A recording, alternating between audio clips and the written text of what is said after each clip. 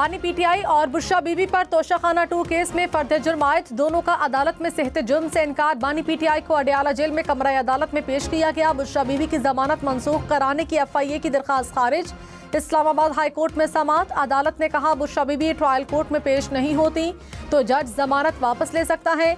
ये high court की तौहीन अदालत नहीं है, ट्रायल कोर्ट जज के पास इख्तियार है।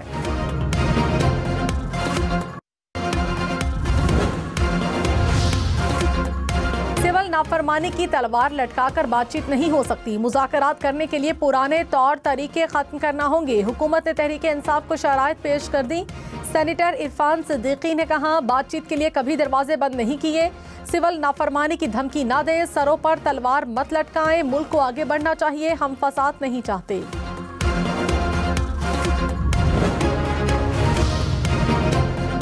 तहरीक इंसाफ का कमीशन बनाने का मुतालबा। सेनेटर सैयद अली जफर ने कहा डी चौक में हमारा एहतजाज पुरअमन था, जो कुछ हुआ वजूहात जानने के लिए आज़ाद कमीशन तश्कील दिया जाए। बातचीत के लिए हुकूमत एतमाद की फ़ज़ा पैदा करे। असद कैसर बोले मुज़ाकरात के लिए क़वाइद ज़वाबित तय हो रहे हैं, बातचीत जब भी हुई सबके सामने होगी।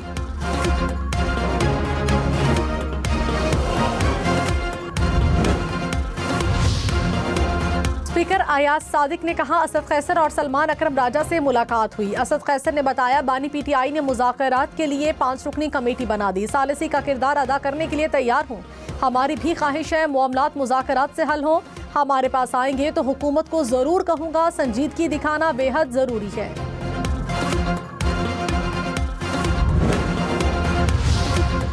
सेनेटर फैसल वावडा ने कहा मुलाकातें होना और बातचीत का सिलसिला जरूरी है। पीटीआई में कुछ अच्छे चेहरे भी हैं, मौलाना फजलुर रहमान की सियासत को नजरअंदाज नहीं किया जा सकता। मदारिस बिल पर रास्ता निकालना पड़ेगा। प्रोग्राम फैसला आपका में मजीद कहा हुकूमत को सिर्फ अपने आप से खतरा है, इत्तेहादियों को साथ लेकर चलना पड़ेगा।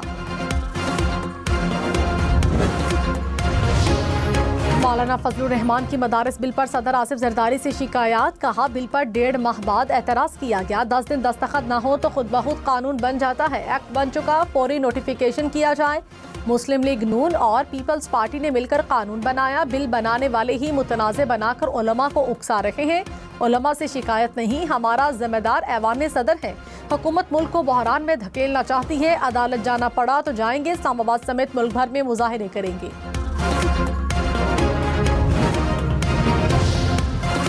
सुप्रीम कोर्ट ने 9 और 10 मई की FIRs तलब कर ली। आईनी बेंच में मिलिट्री कोर्ट से मुतालिक केस की समाअत। जस्टिस जमाल खान मंदोखेल ने कहा जो शख्स आर्म्ड फोर्सेस में नहीं वो इसके डिसिप्लिन के नीचे कैसे आ सकता है।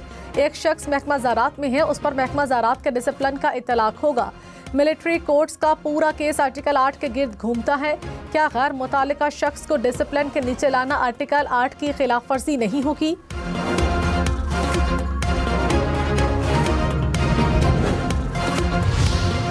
क्या इलेक्शन कमीशन तमाम अदालतों से बालातर है? जस्टिस आयशा मलिक का DG लॉ इलेक्शन कमीशन से इस्तफसार। कहा आपको किसी चीज़ की परवाह ही नहीं, क्या आप किसी को नहीं मानते? जस्टिस मंसूर अली शाह ने कहा आप अदालत और मजिस्ट्रेट को भी नहीं मानते, खुद भी इंक्वायरी नहीं करते। इलेक्शन कमीशन ने बुलडोजर लगाया हुआ है। एक हल्के के आवाम को डिसफ्रेंचाइज करने का पैमाना तो सख्त होना चाहिए। अदालत ने MNA आदिल बाज़ई की रुकनियत बहाल कर दी। इलेक्शन कमीशन ने डीसीट करने का नोटिफिकेशन मुअत्तल कर दिया।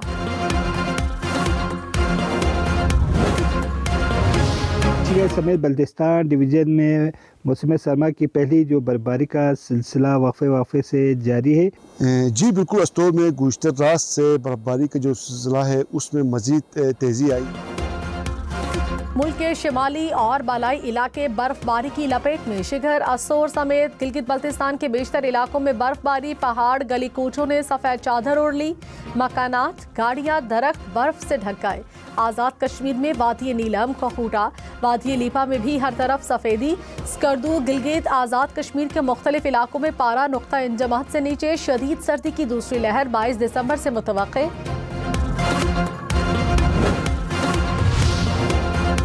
शाम में फंसने वाले 318 पाकिस्तानी लेबनान से वतन रवाना। बैरूत से चार्टर तैयारे ने उड़ान भर ली। वज़ीर-ए-आज़म शहबाज शरीफ ने इनखला के लिए मुत्तादिद इजलास किए। तैयारा आज रात इस्लामाबाद एयरपोर्ट पहुंचेगा। इस्लामाबाद हाई कोर्ट में जजेस की तकर्रियों के लिए जुडिशल कमीशन का इजलास 21 दिसंबर को तलब। जज हुमायूं दिलावर, शाहरुख अर्जुमंद, आजम खान के नाम पर गौर होगा। सुल्तान मजहर शेर, काशिफ अली मलिक, बैरिस्टर कमर सब्जवारी का नाम भी शामिल। 26वीं आईनी तरामीम के खिलाफ दायर दरखास्तों को diary number allot. Supreme court में 12 से ज्यादा दरखास्तें दायर की गई। बलोचिस्तान बार काउंसिल और Balochistan high court bar associations की दरखास्तों को भी नंबर लग गया।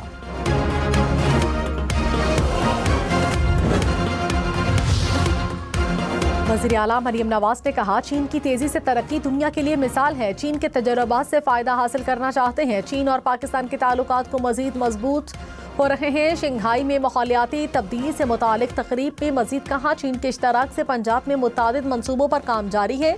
बाहमी ताल्लुकात को कदर की निगाह से देखते हैं।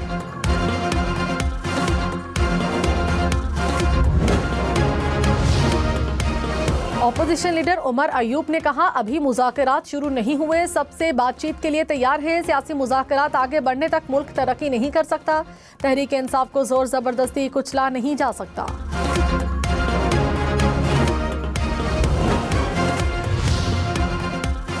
रहनुमा पीपल्स पार्टी शरी रहमान ने कहा, फैज़याब होने का वक्त गुजर चुका। पीटीआई ने 9 मई को जो किया किसी सियासी जमात ने नहीं किया। अभी भी सिविल नाफरमानी की कॉल दी हुई है। पीटीआई दौर में मुखालिफिन के खिलाफ केसेस बनाए गए। तहरीक इंसाफ मुज़ाकरात से पहले मुआफ़ी मांगे।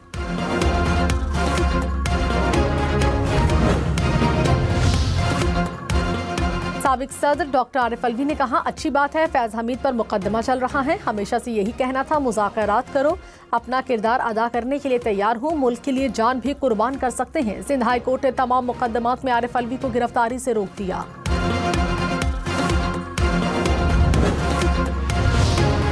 रहनुमा नून लीग तलाल चौधरी ने कहा, फैज़ हमीद को बचाने के लिए मुज़ाकरात का ढोंग रचाया जा रहा है। बात सजाओं तक पहुंची तो पीटीआई घबरा गई। कहते थे चोरों से हाथ नहीं मिलाएंगे। क्या अब हम चोर नहीं रहे?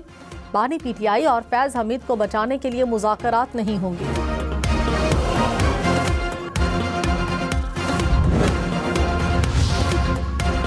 कराची सिटी काउंसिल में हंगामा आराई के दौरान 21 करारदादें मंजूर। इजलास शुरू होते ही अरकान आपस में गुत्थम गुत्था हो गए। ऐवान में शदीद शोर शराबा। डिप्टी स्पीकर ने इजलास गैर मुअय्यना मुद्दत तक मुलतवी कर दिया। सिंध में कच्चे के इलाके में एक साल में 76 डाकू ऑपरेशन में हलाक, 115 जख्मी। आईजी सिंध ने कहा, 1 जनवरी से 363 डाकू गिरफ्तार किए गए। चीफ सेक्रेटरी सिंध की पुलिस को जदीद आलात फराहम करने की यकीन दहानी। जराइम पेशा अनासिर की पुष्ट पनाही और गैर कानूनी सरगर्मियों में मुलव्विस होने का इल्जाम। कराची के 4 थानेदार और चौकी इंचार्ज मुअत्तल, ओहदे से हटाकर हेडक्वार्टर ब्लैक कंपनी भेज दिया गया। मोस्ट को मंगोपी, क्लिफ्टन, बोट बेसन थानों के SHO शामिल।